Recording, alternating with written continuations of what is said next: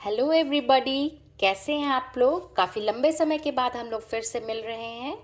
आशा करती हूँ कि आप लोग सब अच्छे होंगे, स्वस्थ होंगे अपने अपने घरों में। और ये भी उम्मीद करती हूँ कि आप लोग सब प्रमोट हो गए होंगे। तो अब हम लोग इस बार एक नए चैप्टर के साथ आगे बढ़ेंगे, जो कि है चैप्टर 1, इन्वेंशन ऑफ शूज़। ये है क्लास 5th के लिए। ओके, ये हम लोग इंग्लिश की इस चैप्टर को पढ़ेंगे आगे। Invention of shoes. Invention of shoes का मतलब है जूतों का आविष्कार। इस कहानी से ही क्लियर हो गया है कि ये इस कहानी में हम लोग पढ़ने जा रहे हैं कि जूतों का कब कैसे आविष्कार हुआ था। ठीक है, इसे एक हमारे काफ़ी रिनाउंड पोएट, काफ़ी नामी पोएट रविंद्रनाथ टैगोर ने लिखा है।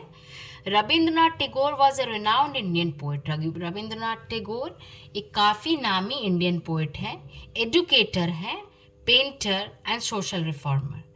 He won the Nobel Prize in Literature in 1913 for his beautiful collection of verses Gitanjali.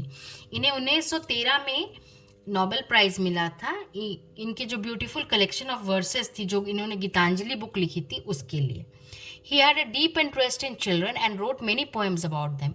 इन्हें बच्चों में काफ़ी ज़्यादा रुचि थी, इसलिए उन्होंने बच्चों के ऊपर काफ़ी पोएम्स लिखे हैं। अब आइए देखते हैं कि स्टोरी क्या है। Once upon a time there was a king called Hobu। एक समय की बात है, एक राजा था जिसका नाम होबू था। One morning he summoned his minister and said, "Listen, Goburai, I stayed up all night thinking why should the dust dirty my royal feet whenever I step out on ground?" एक मॉर्निंग इन्होंने अपने minister को बुलाया और कहा, minister का नाम क्या था, गोबू रॉय। गोबू रॉय को बुलाया और कहा कि मैं सारी रात यही सोचता रह गया कि जब भी मैं चलता हूँ तो वो जो डस्ट, ज़मीन पे जो धूल मिट्टी रहती है, वो मेरे रॉयल फीट को गंदा कर देती है जब भी मैं ग्राउंड पे चलता हूँ, ज़मीन पे चलता हूँ। All you people, you are only concern with pocketing your fat salaries. और आप सभी लोग, जितने लोग हैं, आप लोग को सिर्फ अपने पॉकेट भरने से, मोटे मोटे सैलरीज, पैसे लेने से केवल मतलब है। You have no concern for the king और द किंगडम और the problem that bother me.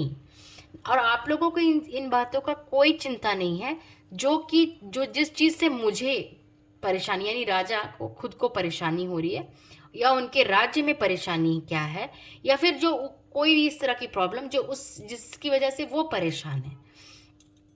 You must put an end to this at once. उन्होंने कहा कि इस समस्या को आप लोगों को किसी भी तरीके से खत्म करना होगा। किसे कहा, गोबू रॉय को कहा।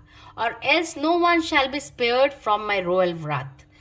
और अगर आपने इसका कोई समाधान नहीं निकाला तो मेरे इस गुस्से से कोई नहीं बचेगा। रात का मतलब क्या होता है, anger. Gobu Roy wondered and worried. Gobu Roy को मतलब वो सोचने लगा, उसे बहुत चिंता हो गई। ही पॉन्डर्ड एंड प्रस्पायर्ड। वो सोचने लगा, वो गहरे सोच में चला गया कि अब कैसे इस समस्या का समाधान निकालना जाए। और इसे सोचते सोचते उसे पसीना भी आने लगा। द पंडित फेस टर्न पेल। उनके जो सभा में जितने पंडित थे, उनके उनके चेहरे पीले पड़ गए।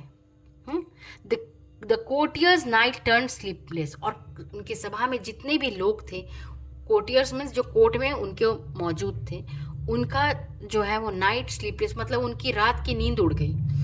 In the kitchen the cooking stopped. और जो राजा का जो किचन था, वहाँ पे खाना पीना बंद हो गया।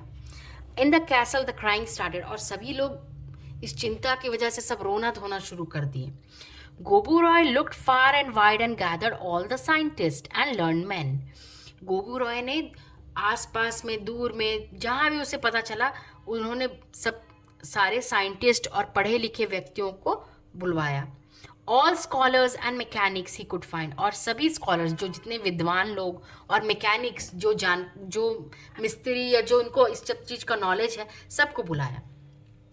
They pushed their glasses up their noses and sat down to find out a solution of this royal problem। उन्होंने सब ने अपने चश्मे, जैसे होता है ना कि जब कोई गहरी चिंता में होता है तो अपने चश्मे उठा उठा कर सोचता है, उसी तरीके से वो लोग सब अपने अपने मतलब चिंता में सब चले गए। पुट देयर ग्लासेस मतलब कि सीरियस नोट पर सब चिंता करने लगे, और सब इस सोल्यूशन के लिए सब मिलकर काम करने लगे, इस रॉयल प्रॉब्लम का सॉल्यूशन निकालने लगे कि आखिर ऐसा क्या किया जाए कि राजा के पैर में डस्ट नहीं पड़ लगे, गंदा ना हो उसका उनका पैर. After thinking long and deep they said, if you do away with the soil how will you grow the crops. काफ़ी उन्होंने सबने चिंतन किया, बहुत बात विचार हुआ, सब सोचा उन्होंने, गहरा सोच मतलब काफ़ी सोचा ओचा उस पर. उसके बाद राजा से उन्होंने कहा कि अगर आपने सारे मिट्टी को हटा दिया तो आप क्रॉप्स कहाँ उगाएंगे, आप अनाज कहाँ उगाएंगे. The king replied, if you cannot figure out how then of what use you are of what use are you. तो राजा ने कहा कि अगर आप लोग इस चीज़ का प्रॉब्लम नहीं निकाल सकते हैं, आप इसको फिगर आउट नहीं कर सकते हैं प्रॉब्लम को, तो आप किस काम के लिए हैं. सो दे थॉट सम मोर. फिर उन्होंने, जब राजा ने ऐसा कहा कि आप किस काम के हैं, तो उन्होंने फिर सोचा काफ़ी. And then they made a purchase of 70,00,000 brooms. और उन्होंने फिर 17,50,000 ब्रूम्स खरीदा. ठीक है, उन लोगों ने मिलकर. Workers were summoned. और बहुत सारे जो वर्कर्स होते हैं, जो झाड़ू वाड़ू लगाते हैं, उनको बुलाया गया. The dusting of the kingdom commenced. और पूरी जो उनका राजा का राज्य था, सब जगह झाड़ू लगाना, डस्टिंग करना शुरू हो गया. ओके, कमेंस्ड का मतलब होता है स्टार्टेड. ठीक है, शुरू हो गया. The dust covered the Kings face and chest. इतना मतलब इतने सारे झाड़ू और इतने लोग मिलकर जब झाड़ू करना शुरू कर दिया वहाँ पे, तो पूरा जो उनका किंगडम था वो धूल से भर गया. इवन किंग का चेहरा, उनकी चेस्ट पूरी मतलब डस्ट से पूरा कवर हो गया. No one could open their eyes because of dust. और इतना डस्ट उड़ रहा था कि कोई अपनी आंखें भी नहीं खोल पा रहा था. No one could see the सन.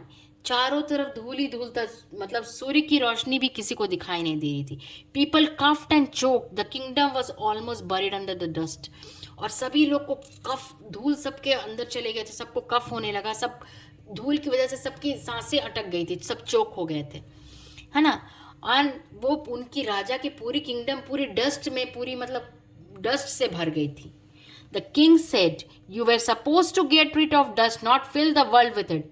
राजा ने कहा कि मैंने कहा था मुझे डस्ट का समाधान, डस्ट से दूर करो, उसका समाधान करो, उसको हटाओ, पर आपने तो पूरी दुनिया को डस्ट से भर दिया. Then 21 lakh water carriers set out with bags of water.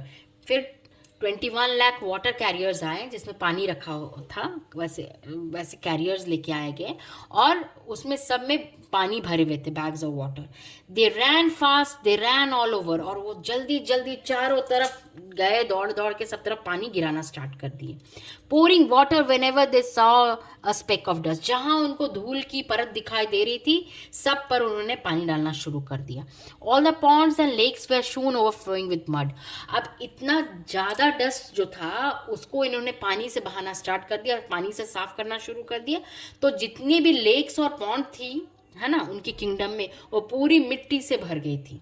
No boat could move on the river. और नदी में कोई बोट मूव ही नहीं कर पा रही थी, इतना मिट्टी हो गया था. Since there was no water the water creature perished. वहाँ पर और क्या हुआ कि मडी पूरा वाटर हो गया, पानी तो सारे खत्म हो गए.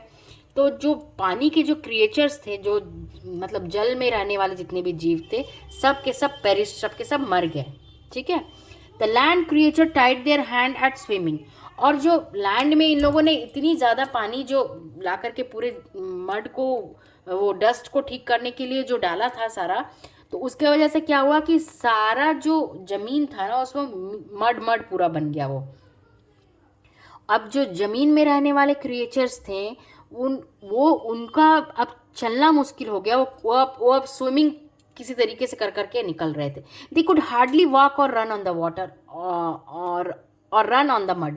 वो बहुत मुश्किल से उन लोग ना वॉक कर पा रहे थे या मड पर चल पा रहे थे.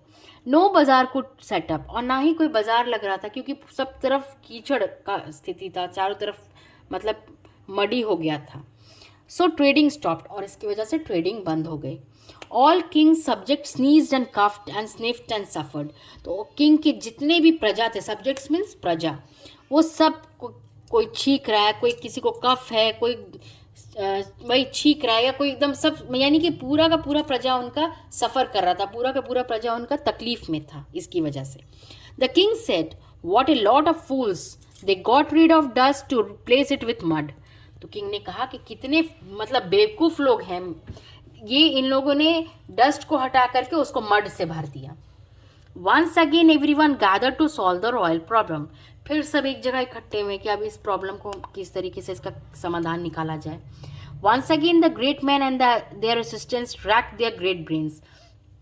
फिर से मतलब जितने लोग, जो बड़े लोग, विद्वान लोग वहाँ पे आए थे, वो सब अपने दिमाग पर जोर डालने लगे। बहुत रैक देयर ब्रेन्स का मीनिंग होता है tried very hard to think of something, है ना। तो सब ने काफ़ी जोर लगाया, मशक्क़त लगाई कि भाई अपने अपने दिमाग पर जोर डाला कि अब इसका कैसे कोई निदान निकाला जाए, इसका कैसे कोई सॉल्यूशन निकाला जाए। They thought and then they thought harder. उन लोगों ने सोचा और फिर गहरे और बहुत गहरा सोचा। But they were baffled and blank. But वो सारे लोग, बैफल्ड का मतलब कन्फ्यूज थे, बट सभी लोग कन्फ्यूज थे और ब्लैंक थे, उनके पास कोई सोल्यूशन नहीं था। They were at a loss to know how to lose the dust. और वो सब मतलब हार चुके थे कि अब डस्ट को कैसे हटाया जाए। Someone said, cover the earth with mats, rugs and carpet shall stop the dust from touching the royal feet. किसी ने कहा कि अगर हम अर्थ को मैट से या रग से, बोरे से या फिर कारपेट से ढक दे तो क्या ये जो डस्ट है वो रॉयल फीट को नहीं टच करेगी। Someone else suggested, keep the kings indoor. किसी ने सजेस्ट किया कि राजा को अंदर ही रखा जाए, है ना, ताकि उनके रॉयल फीट पर डस्ट नहीं लगे। See to it that there is no hole or loophole anywhere. और इस चीज़ का ध्यान दिया जाए कि अगर उनको इंडोर, राजा को अंदर अगर रखा जाए तो जहाँ पर राजा को रखा जाए वहाँ पर कोई होल ना हो और ना ही कोई लूप होल हो। लूप होल का मतलब कोई भी ऐसा रास्ता ना हो जो कि जिससे कि वो डस्ट अंदर हो सके, है ना। लूप होल का मतलब उसमें कोई कमी ना रह जाए, है ना। If it does not step on dust, no dust shall touch his royal feet. और जब वो डस्ट पर मतलब पैर ही नहीं रखेंगे तो कोई डस्ट उनकी फीट को, रॉयल फीट को टच नहीं करेगी। The king said, very true, but I am worried if I were to stay shut up indoors every day all the day, then the royal machineries shall come to stop, my kingdom shall be ruined. पर राजा ने कहा कि ठीक है, आपने तो बहुत अच्छा कहा, आपने सही कहा, बट मैं इस चीज़ का मुझे चिंता हो रहा कि यदि मैं सारे समय मैं अंदर रहूँगा, हर दिन और हर मतलब एवरीडे में अगर अंदर रहूँगा तो ये जिस तरीके से जो ये रॉयल मशीनरी काम कर रही है ना, रॉयल मशीनरी का मतलब क्या हो, सिस्टम, जो राजा का जो एक सिस्टम काम कर रहा है ना। देखिए रॉयल मशीनरी का क्या मतलब है, the system and the procedures of kingdom. राजा का जो सिस्टम है, किस तरीके से वो अपनी प्रजा का देखभाल करते हैं, वो पूरा जो एक तंत्र है ना, राजतंत्र, वो कहीं ना कहीं बंद हो जाएगा।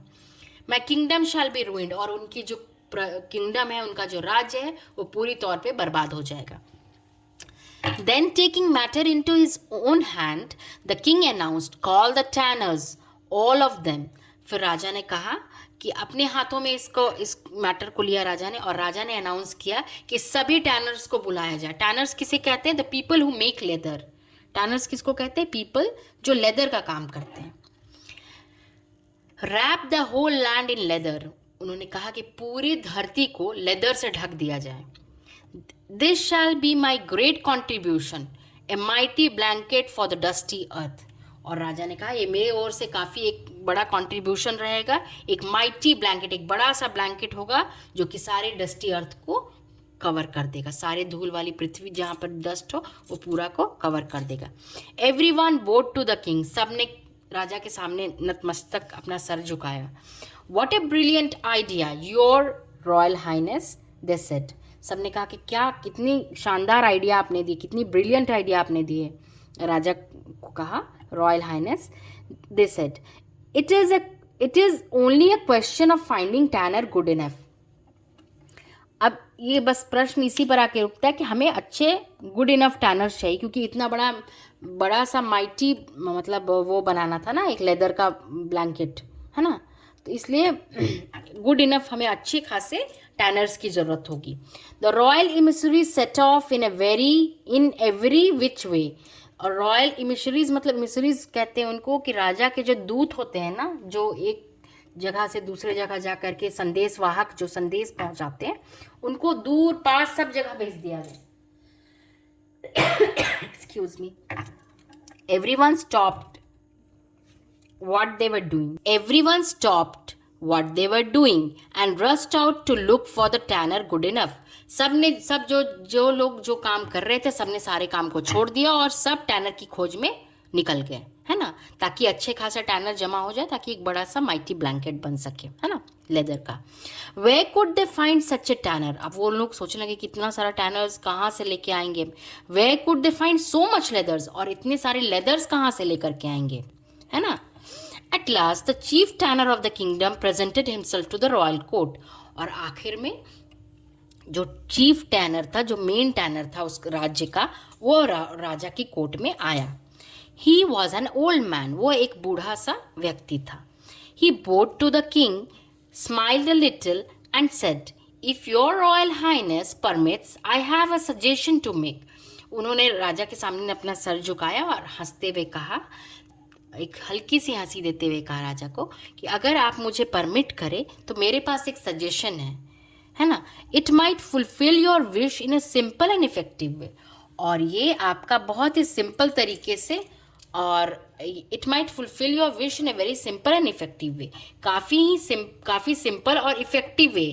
इन अ वे मतलब इफेक्टिव का मतलब क्या होता है, इस तरीके से जो कि सटीक तरीका, इफेक्टिव वे में, है ना, वो आपका काम आएगा. You may make your suggestion set the king. तो राजा ने कहा ठीक है, आप अपनी सजेशन हमें बताइए, क्या आप क्या मतलब आपके पास क्या सजेशन है, आप क्या सजेस्ट करते हैं. Cover your royal feet your royal highness said the old tanner, then you shall not have to cover the whole earth. उन्होंने कहा कि राजा को कहा कि आप अपने रॉयल फीट को ही कवर कर लीजिए. आपका रॉयल फीट अगर कवर हो जाएगा तो आपको पूरी धरती को कवर करने का जरूरत नहीं है ना. If it was all easy to solve the problem, said the king, would everyone in the kingdom have lost their sleep over it? राजा को इस बात से लगा कितना आसान सा सॉल्यूशन दे रहा. राजा को इस बात से थोड़ा सा लग गया गुस्सा. बोला इतना इजी अगर ये सॉल्यूशन होता तो पूरे जो हमारी पूरी प्रजा है, पूरा जो हमारा किंगडम है, सब इसके पीछे अपनी नींद उड़ा कर बैठे हुए हैं. इतना आसानी से सॉल्व हो जाएगा. Arrest the fellow, said गोबू Roy, and throw him in the jail. तभी गोबू रॉय जो उनके मिनिस्टर थे, उन्होंने कहा कि इस आदमी को अरेस्ट कर दो और इन्हें जेल में डाल दो. But already the old tenor was deep at work. But जो वो ओल्ड टैनर, जो बूढ़ा वो टैनर जो बैठा हुआ था, वो अपने काम में मतलब वो बहुत ही सीरियसली वो अपने काम में लग गया. Sitting down at the king's feet, राजा के पैर के पास बैठा हुआ, ही had been measuring and cutting and stitching and fitting. वो राजा के पैर का माप उसने लिया, उसने कट किया, उसे सिलाई किया और फिट किया. किसको? लेदर को फिट किया. हाँ. Before the king could decide whether to throw him, इससे पहले कि राजा ये डिसाइड करता कि उसे जेल में डालना है कि नहीं, throw him into the jail और फॉरगिव हिम, या फिर उसे माफ करना है, he had finished a neat pair of shoes and presented it to his royal highness. उसने एक बहुत ही नीट साफ सुथरा पेयर ऑफ शूज बना करके राजा को प्रेजेंट कर दिया. आप देख सकते हैं इस फोटो में, देखिए, है ना, यहाँ पे राजा दोनों पैरों में फीट में पहने हुए हैं, है ना, ये और ये. ठीक है. King Hobu put on the soldiers, king Hobu put on the shoes, और राजा ने शूज पहन लिए. दे फिट हिम परफेक्टली, और ये काफ़ी अच्छे से उनको फिट आ गया. His royal feet felt warm and snug, उनकी रॉयल फीट को गर्म महसूस हुआ और स्नग का मतलब होता है बहुत वेल प्रोटेक्टेड एंड कंफर्टेबल. ठीक है. उनके फीट को मतलब ऐसा लगा कि उनका फीट अब प्रोटेक्टेड और कंफर्टेबल भी है ना. यानी कि प्रोटेक्टेड में किससे प्रोटेक्टेड है? डस्ट से प्रोटेक्टेड है. एंड मोस्ट इंपॉर्टेंटली क्लीन, और सबसे ज़्यादा क्लीन भी है वो. The ministers spared the old tanner, तो मिनिस्टर्स ने ओल्ड टैनर को छोड़ दिया, माफ किया. He said, I had the same idea myself some way or the other, the fellow must have got hold on the idea. उसने कहा कि मुझे भी यही आइडिया आ रहा था, लगता है कि इसने कहीं ना कहीं से मेरे आइडिया को मतलब होल्ड कर लिया, कहीं ना कहीं से इसको मेरी आइडिया मिल गई. And so from that day begin the use of shoes, और उस दिन से शूज का यूज शुरू हो गया। शूज मतलब प्रचलन में आ गए shoes. The royal feets were saved, और इस तरह से रॉयल फीट भी सेव हो गए। So was Gobu and also was the earth, और इस तरीके से गोबू रॉय भी बच गया जो उनके मिनिस्टर थे, और इस तरीके से अर्थ भी पूरी तरीके से कवर होने से बच गया। आशा करती हूँ कि ये स्टोरी आप लोगों को समझ में आ गई होगी। Okay, then thank you.